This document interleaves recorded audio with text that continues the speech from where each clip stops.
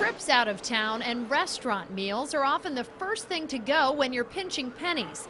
But would you hold back on luxuries if someone else was footing the bill? It's monopoly money to them. They're just there to spend it. But this is no game because the money we're talking about actually belongs to you. And while you pull back on your personal budget, someone else is spending your tax dollars on things like food, flights, and phones. Our trash doesn't get picked up, our roads are terrible. Just seems the money could be spent better places. And yet every year, tens of thousands of Baltimore City tax dollars are funneled into a place you may not even know about. They call it a discretionary fund, and all 15 members of Baltimore City Council get one, with a spending limit of $5 grand a year. And I would hope that with everyone trying to cut back, I would hope that they would also cut back on their expenses also. But it doesn't look like it to us. As part of an ABC 2 News investigation, we looked at the way council members spent your cash, uncovering cross-country trips, fancy meals out, even repairs to their personal cars. All of this while the city searches for cuts to clear a huge deficit.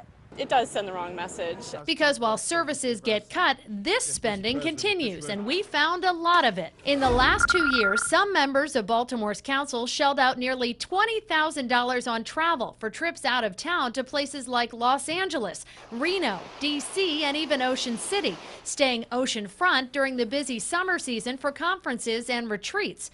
They love power lunches, too, putting down more than $6,500 worth of food. And when they can't meet in person, they'll just pick up the phone and charge you for the call, with more than $8 grand spent on cell phones for some members. That's a privilege they've always had, and they're used to doing it. They didn't think it was wrong. Nobody told them it was wrong. And according to the city, it's perfectly acceptable as long as council members follow specific rules and get approval. Their expense accounts can only cover certain things, and they've got to provide receipts, although some choose not to spend at all because they don't want to provide answers.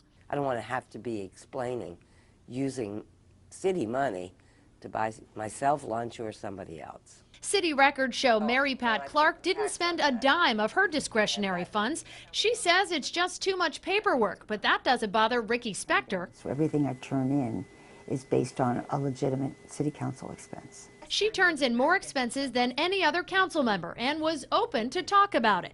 While she says she spends a lot of her own money on city business, she's also been reimbursed for more than $12,000 in the last 2 years for things like mileage, meals, and travel. That to me is I've earned it. I've earned it. I've worked for it. And I do. I work 9 days a week.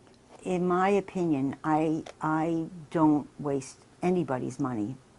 My own or anybody's. And when it comes to waste, members of council are trimming the fat from City Hall in other ways. I do think we've tightened our belts significantly as a group. Council members have slashed as much as 10% from their individual office budgets in the last 2 years. For some, that means smaller staff, buying supplies out of their own pockets, or even spending less of those discretionary funds. I think there have been a lot of cutbacks, and I do think that people are being very frugal with the money now. But whether they're being frugal enough isn't up for a council vote. It's simply a matter of public opinion.